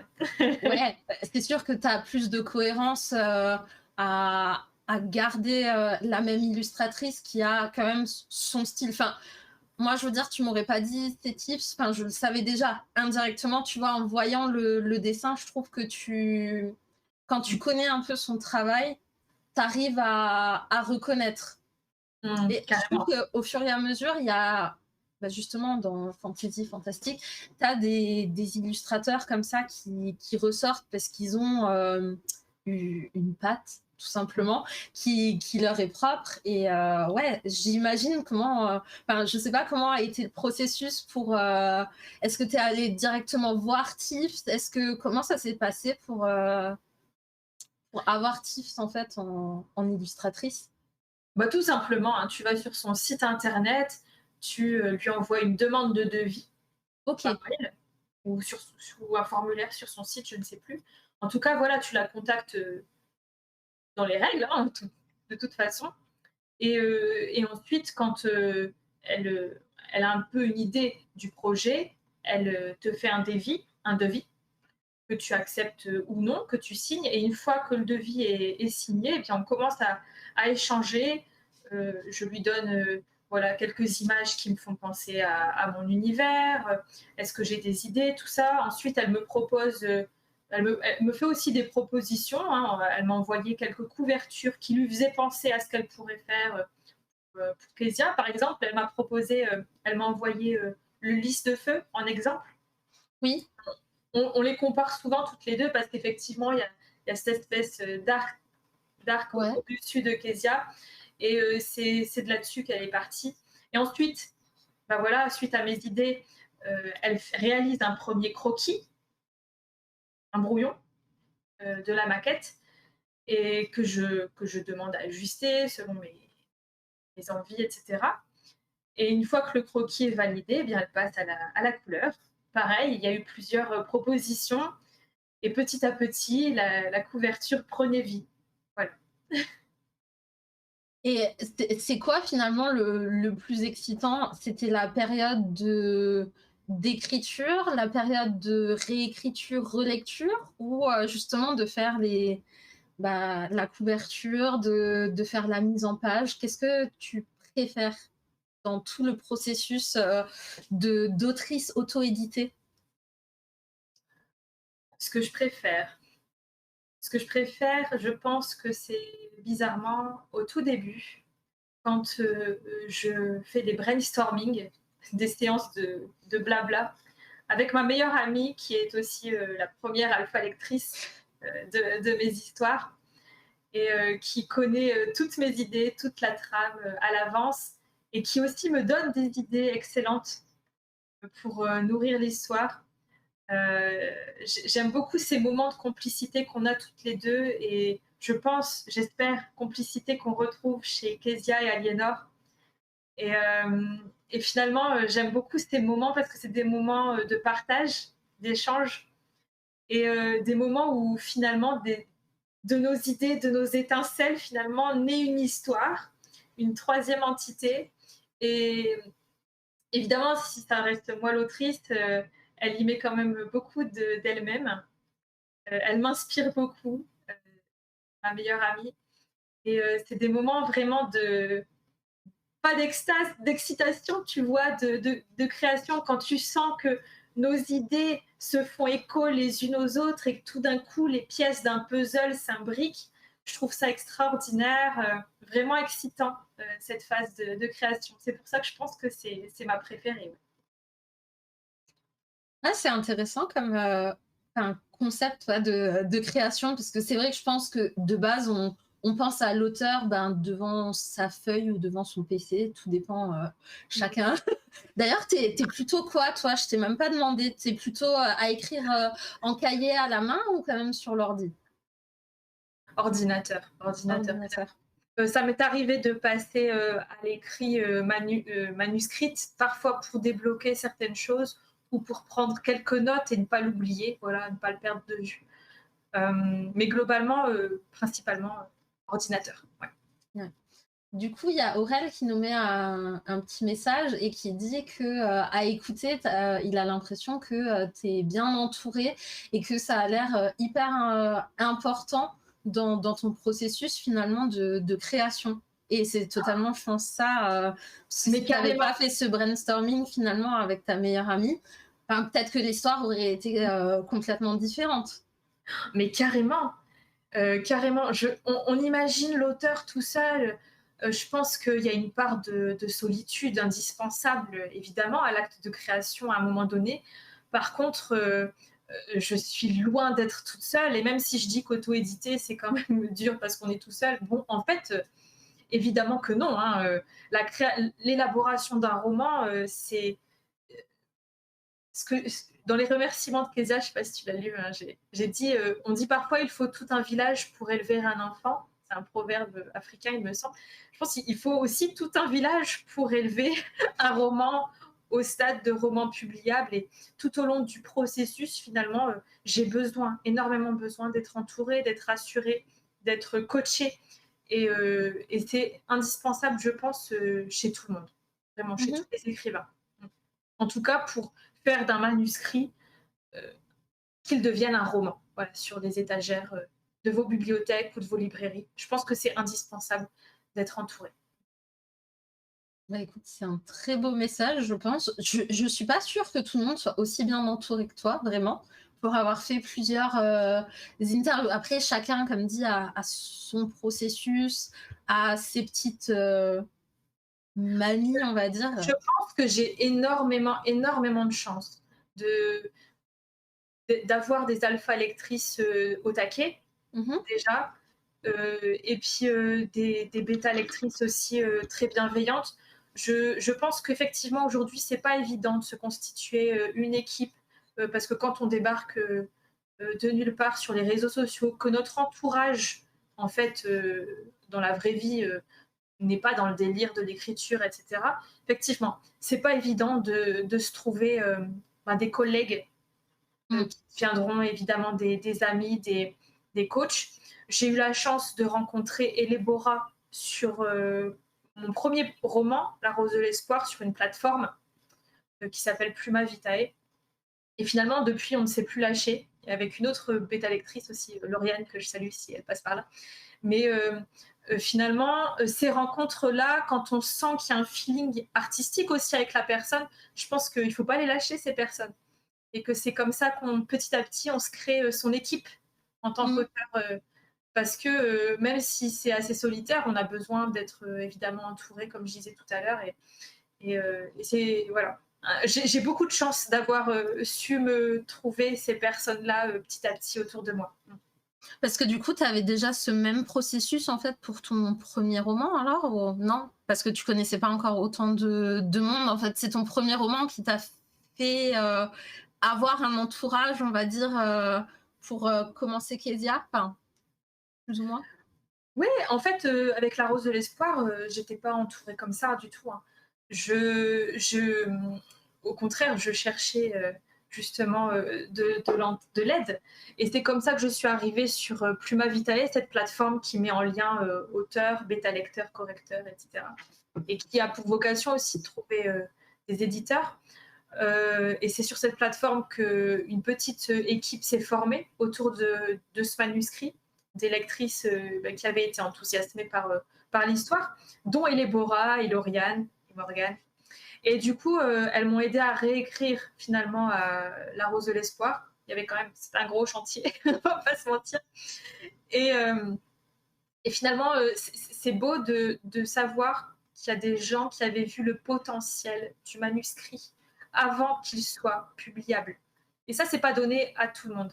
C'est pas parce qu'on est un bon lecteur, qu'on aime lire, qu'on sera un bon bêta lecteur. Oui. Et c'est important hein, de savoir parce que un bêta lecteur, c'est un travail vraiment. Et c'est pas une lecture plaisir comme, comme quand on lit, hein, tout simplement. Oui, Ouais. Et du parce coup, ouais, petit à petit, du coup, avec La Rose de l'Espoir, j'étais pas au départ aussi bien entourée. Et finalement, l'équipe s'est construite par la suite, aussi avec mes rencontres Instagram en réalité, hein, petit à petit.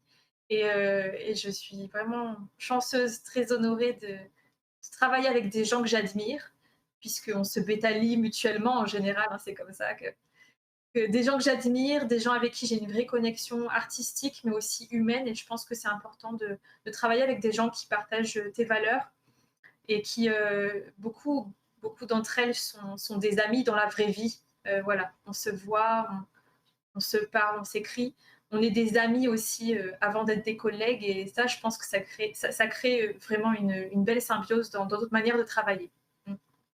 C'est très beau et tu as des petits cœurs, de ta correctrice qui vient et du coup, Louane disait qu'effectivement, elle pensait bien que quand tu es alpha ou bêta lecteur, tu dois faire attention à d'autres choses, qu'effectivement, c'est pas une lecture, Non. plaisir enfin, autant plaisir que, ben, moi, par exemple, voilà, je me suis laissée emporter.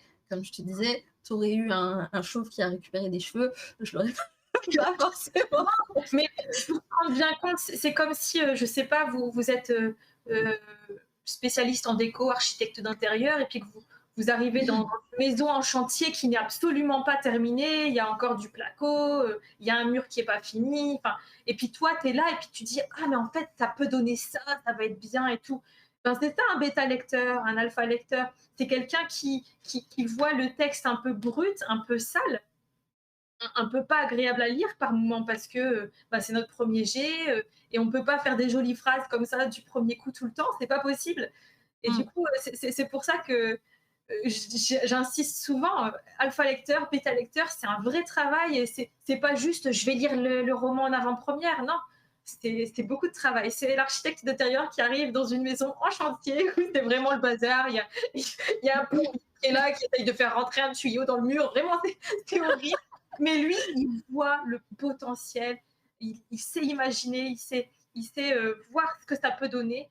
Et du coup, insuffler aussi le courage, la confiance dans l'auteur, celui qui est en train de se dire, mais vraiment, c'est un gros chantier, il y a beaucoup de travail. Oui, il y a du travail, mais regarde, ça va être bien. Ben voilà. Pour moi, un bêta lecteur, c'est ça. Et est-ce que tu as eu peur des commentaires de tes alpha ou bêta lecteurs? Je sais pas quel système tu as fait, si c'était sur un Word ou je sais pas. Quand tu as vu des commentaires, est-ce qu'il y en a certains qui soit t'ont fait, je sais pas, pouffer de rire ou il y en a qui t'ont fait arracher les cheveux? Je sais pas. Bah, bien sûr, bien sûr. Évidemment, je tremble à chaque fois. Je tremble. Euh, c'est délicat parfois parce que, évidemment, on s'investit émotionnellement dans son manuscrit, on met énormément de soi, et puis ça reste un gros travail, et puis qu'on critique notre travail, c'est pas facile. Mmh. Du coup, c'est important de prendre du recul. Quand je sens que je suis vexée, Mmh. je me dis c'est que c'est pas le moment de retravailler la scène en question parce que Ouais, je suis impliquée émotionnellement, tu vois. ouais. Je, je pense que c'est important de prendre du recul et d'analyser les choses à tête froide, Mmh. de voir vraiment les arguments. Mais de se dire, c'est moi quand même la chef, c'est moi l'auteur, c'est moi qui décide. Et le bêta-lecteur, ça, je ne l'ai pas compris tout de suite, hein. Avec mon Mmh. premier roman, j'avais tendance à dire les bêta-lecteurs ont raison. Ouais, Non, pas forcément. C'est moi le chef d'orchestre et même si j'entends, ça reste moi la décisionnaire. ouais, Et du coup, j'essaye de prendre du quand je suis pas sûre de comment je vais traiter un commentaire, je le laisse de côté tout simplement et j'y ouais. reviens plus tard. Ou alors quand vraiment j'arrive pas à dénouer ce commentaire, à tomber d'accord, on en parle, on se voit, on en parle. Voilà, pour dénouer les choses, pour peut-être que le bêta lecteur, l'alpha lecteur s'explique davantage.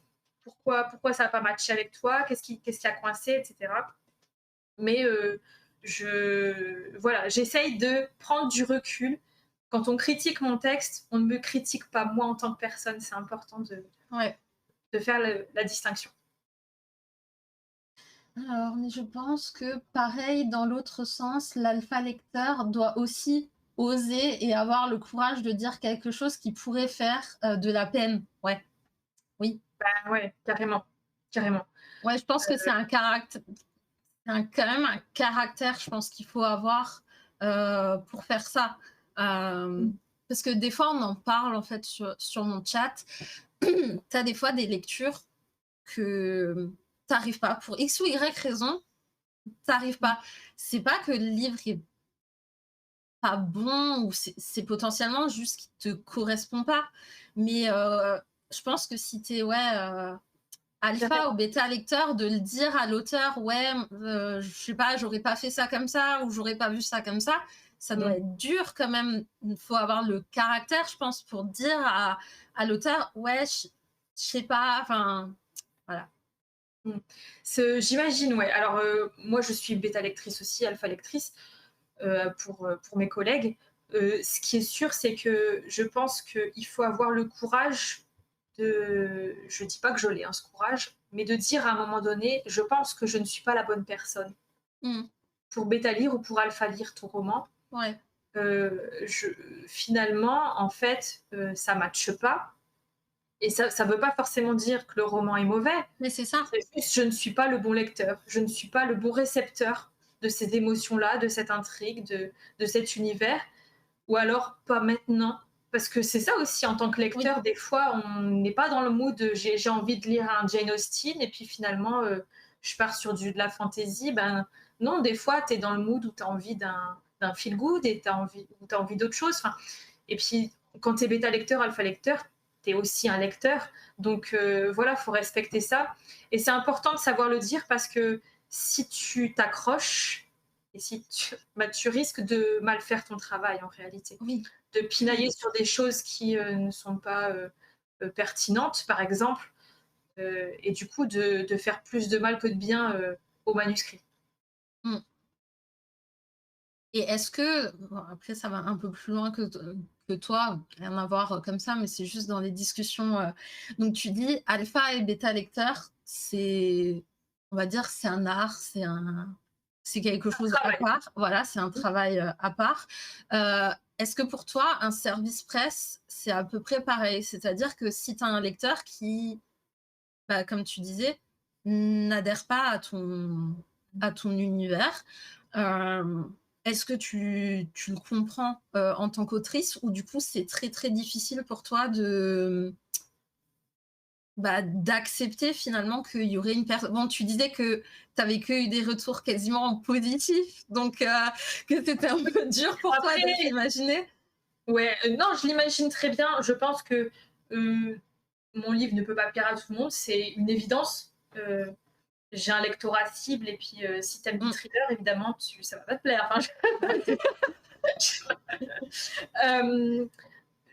alors, quand j'ai fait appel à des chroniqueuses pour les services presse en amont de la sortie de Kezia, j'ai bien spécifié si il ne vous plaît pas ou si vous pensez, je vous demande pas d'être malhonnête, de Oui, dire que oui, c'est moche, je ne veux pas de ça. Maintenant, si vous pensez que votre chronique desservira la promotion, ouais, eh ben, vous pouvez vous retirer du partenariat, tout simplement. Ne ouais, publiez rien. Enfin, le principe d'un service presse, on va pas se mentir, c'est de vendre derrière, d'accord? bien sûr. Oui, si t'as pas aimé, que tu détestes tout, que tu le descends, mon livre, ben, s'il te plaît, abstiens-toi. En tout cas, dans le cadre d'un service presse. Je ne dis pas ça pour toute. Voilà, c'est ça. En tout cas, une fois que le roman, je l'envoie en service presse, je l'envoie à des lecteurs, d'accord? Qui sont C'est ça. aussi chroniqueurs. C'est un autre métier. Mais je Mmh. n'attends pas les mêmes retours qu'un bêta lecteur ou qu'un alpha lecteur. Dans le Ouais. sens, le roman est publié, je ne vais plus le changer, d'accord? Oui, bien sûr. En tout cas, il y a des choses qui te plaisent, il y a des choses qui te plaisent pas, libre à toi. Maintenant, il est comme ça, il est comme ça. Donc, les critiques négatives, je peux tout à fait les concevoir. Maintenant, si vraiment ça va me faire de la peine, je pense que vous êtes assez intelligent pour l'imaginer. S'il ne vous Mmh. a pas plu, ben, tout simplement, ne me taguez pas sur votre publication. J'ai pas Voilà, envie oui, de le c'est ça. savoir. Ça ne me sera pas utile. Il y a mes Oui, bêta lecteurs qui sont là pour me critiquer. Sachez qu'ils le font très, très, très. Donc voilà, j'ai beaucoup de respect pour tout le monde, pour tous les oui, avis. bien sûr. Maintenant, les critiques négatives, non, je n'ai pas forcément envie de les lire. Voilà. Oui, après comme des fois on dit, enfin, c'est une chose de pas aimer, mais par Non, contre tu peux le enfin, on descend pas un livre comme ça gratuitement, Tu vois ce que je veux dire? Oui, Tu peux après, ne pas avoir aimé un aspect, par exemple, dire voilà, j'ai pas apprécié tel et tel truc, mais ça remet en rien bah, tout et en puis question, même, tu vois? admettons, la personne n'a rien aimé de mon roman, il pense que je devrais faire autre chose de ma vie, peut-être. Il a le droit de le dire. Franchement, Oui, je ne remets pas ça en question. ouais, mais de pas te Mais taguer ne dessus, quoi. me taguez pas, voilà, c'est tout. Je dis ça en amont, ça ne m'est jamais arrivé hein, que quelqu'un vraiment me tague alors qu'il n'a pas du tout adhéré à mon univers. Moi, personnellement, je ne vois pas l'intérêt d'être méchant. Hein, Ouais, parce que clairement, j'ai déjà vu.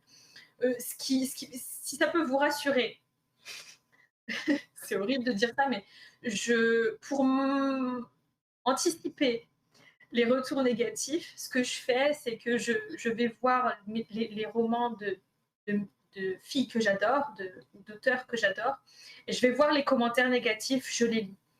Et ouais, là, je me rends compte qu'on n'a pas reçu les émotions de la même manière, ouais, tu sais. Et du coup, je me dis, ah ouais, carrément, on peut se dire ça sur un roman alors qu'on a lu le même. oui. C'est dingue que nos avis soient si divergents. Et du coup, tu dis, bon, voilà, ça te fait prendre du recul. Tu dis, effectivement, sur mon roman, il y aura sûrement aussi des avis négatifs. Et c'est tout, c'est le jeu, c'est pas grave. Ouais.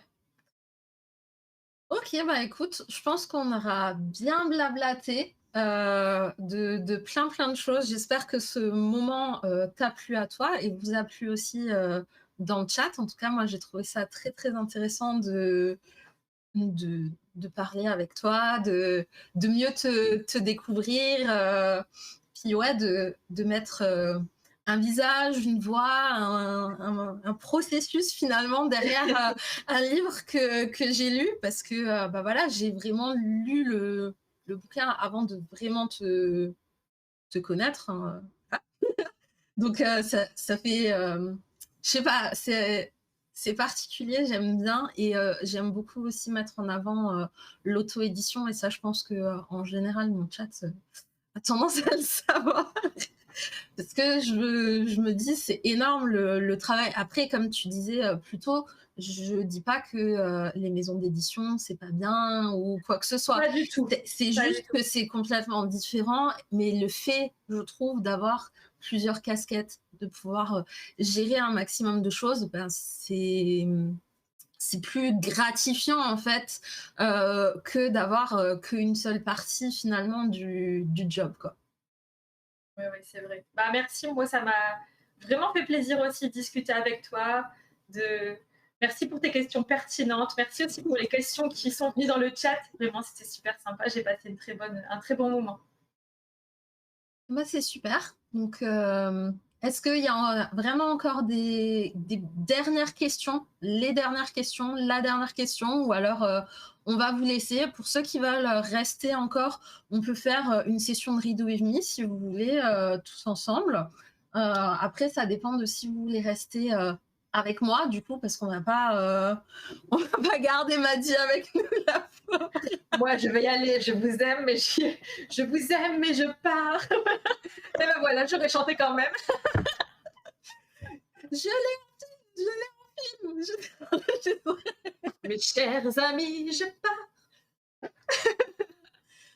Bah, en tout cas, ouais, on va se laisser là, Maddy. Vraiment, mille merci à toi d'avoir accepté de participer sur ma bébé chaîne Twitch. Avec grand plaisir, avec ma bébé chaîne Instagram. Et puis, n'hésitez vraiment pas à aller découvrir, bah, du coup, Kezia et, et son La autre rose de roman, l'espoir. voilà, Rose de l'espoir, que moi, je vais pas tarder, je pense, à essayer de me procurer quelque part, quitte à reprendre l'abonnement Kindle. Voilà, pour découvrir. Et bah, merci à tous d'avoir été là, d'avoir participé dans le chat. C'est hyper important, je pense, bah, parce que c'est quand même mieux de ne pas faire un live juste à Un deux. live tout seul. Ouais, ça arrivera. Donc le replay sera disponible là, enfin, quand mon live sera entièrement fini, donc sur Twitch, et il sera disponible sur YouTube peut-être après-demain, parce que demain, à mon avis, je vais galérer à le monter, à le télécharger, et ça, c'est autre chose. En tout cas, bah, merci beaucoup, Maddy. bonne soirée à toi. Et Merci. ben, merci à toi pour ton roman, tes mots surtout, parce que je pense que je ne l'ai pas assez dit. Mais lisez-la parce qu'en fait, son roman est hyper fluide, ça se lit tout seul, on ne s'ennuie pas. Et j'ai oublié de le dire, je crois, depuis le début. Donc vraiment, découvrez-la.